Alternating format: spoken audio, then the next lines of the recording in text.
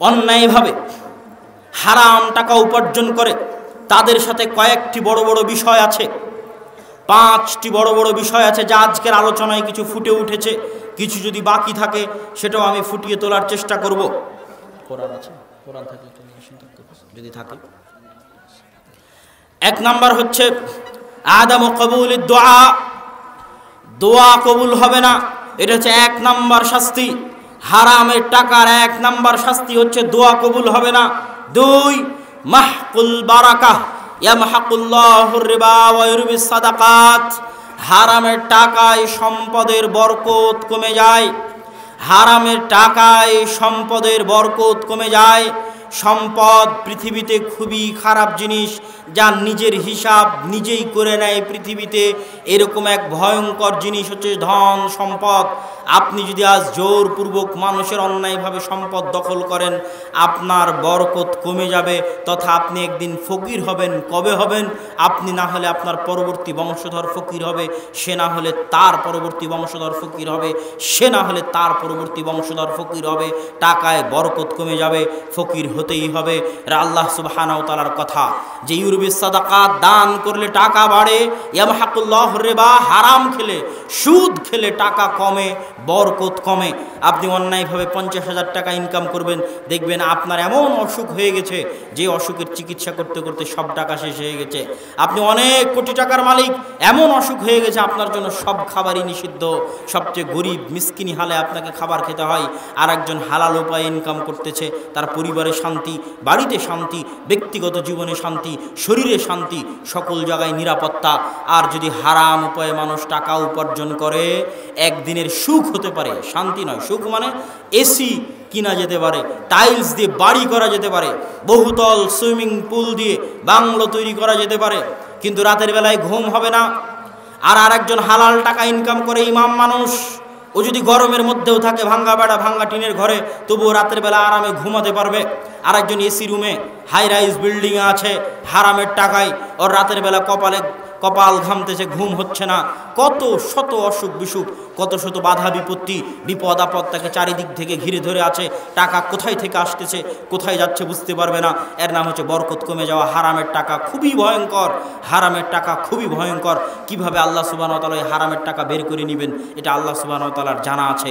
দুনিয়াতেই বের করে নেবেন, আপনার জীবদ্দশায় না নিলে আপনার পরবর্তী বংশধরের কাছ থেকে বের করে নেবেন, তার না হলে তার পরবর্তী বংশধরের কাছ থেকে বের করে নেবেন।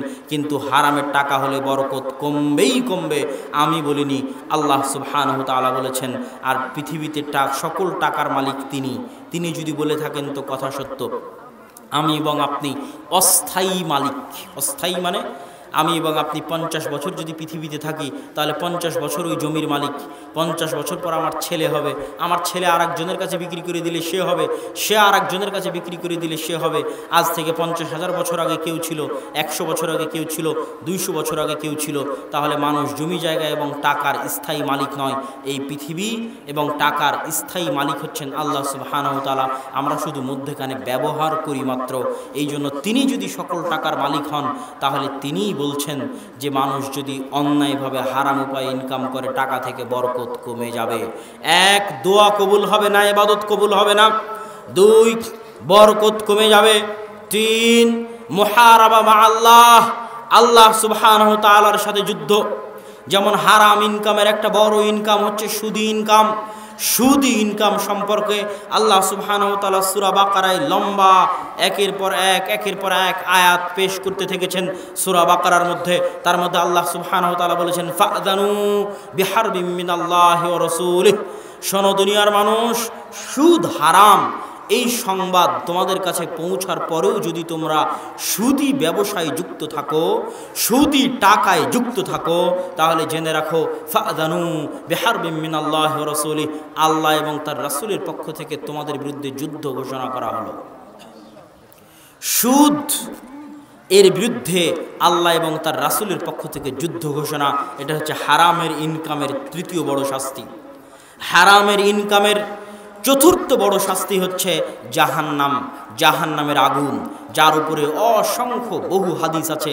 যেমন রাসূল সাল্লাল্লাহু আলাইহি ওয়াসাল্লাম বলছেন, কেউ যদি মান জালামা কিদা শিবরিন বা মান আখাদা আরদান জুলমান কিদা শিবরিন, কেউ যদি সময় দেন ঘড়ি কোথায়,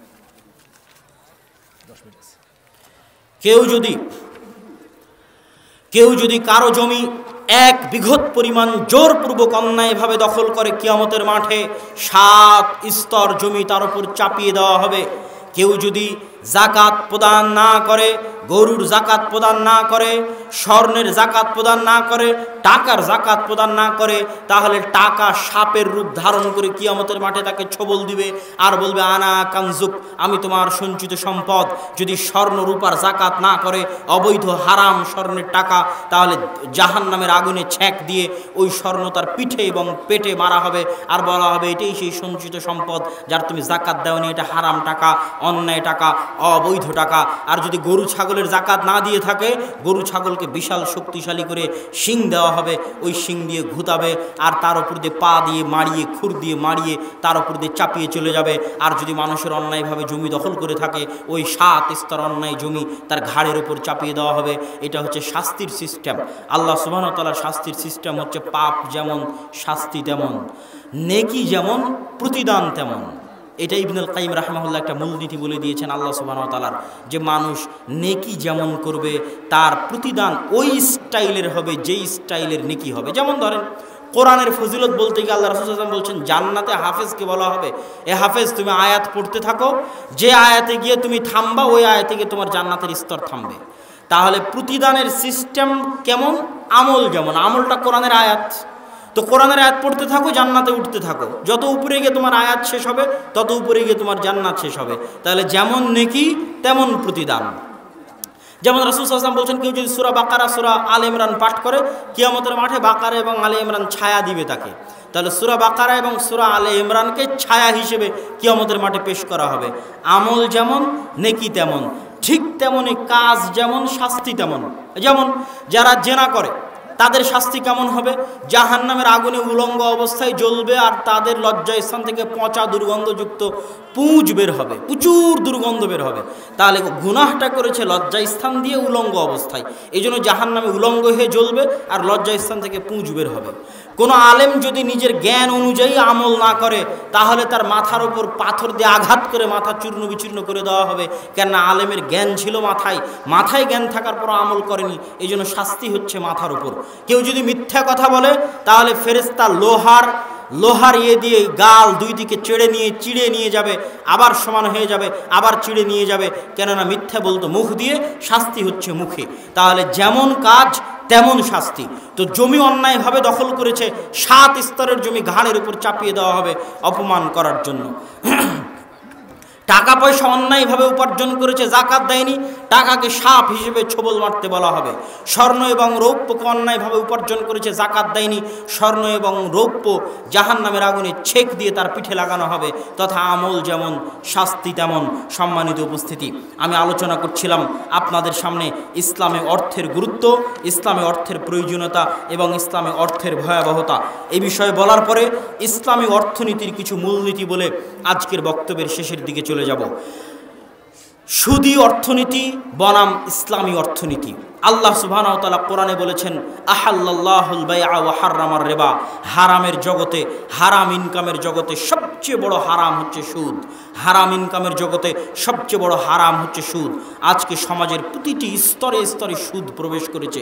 সুদের বিষয়ে আল্লাহ সুবহানাহু ওয়া তাআলা বলছেন, সুদ মানুষকে ফকির করে দেয়, সুদ মানুষকে গরিব করে দেয়, সুদ মানুষকে দরিদ্র করে দেয়। এটা আল্লাহ সুবহানাহু ওয়া তাআলার কথা। আমি এই কথার ব্যাখ্যা আগে বুঝতাম না। যখন অর্থনীতি নিয়ে পড়া শুরু করি, তখন আস্তে আস্তে এটার ব্যাখ্যা বোঝা শুরু করি। আরও সময় গেলে হয়তো আরও ভালোভাবে বুঝবো।